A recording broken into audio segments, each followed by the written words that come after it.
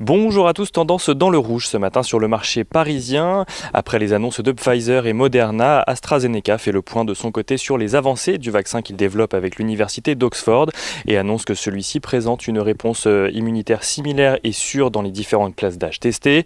Une annonce qui devrait néanmoins passer au second plan aujourd'hui alors que la recrudescence de la pandémie aux États-Unis pousse les autorités à prendre de nouvelles mesures de restriction.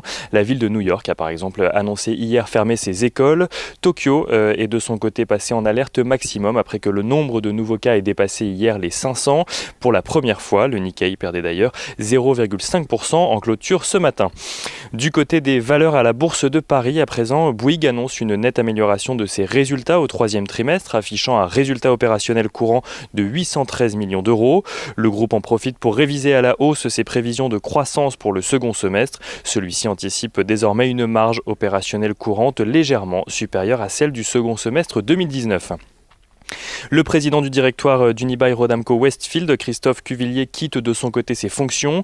Il sera remplacé par Jean-Marie Tritant dès le 1er janvier, qui occupera durant la phase de transition le poste de directeur général des opérations.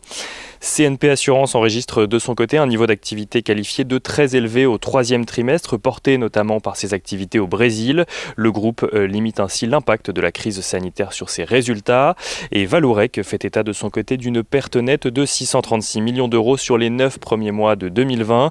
Le groupe annonce également supprimer 1050 postes et espère trouver un accord sur sa dette d'ici fin février. À noter que les investisseurs pourront suivre dans ce contexte aujourd'hui différentes statistiques économiques attendues notamment cet après-midi, mais aussi le discours de Christine Lagarde qui est attendu ce matin.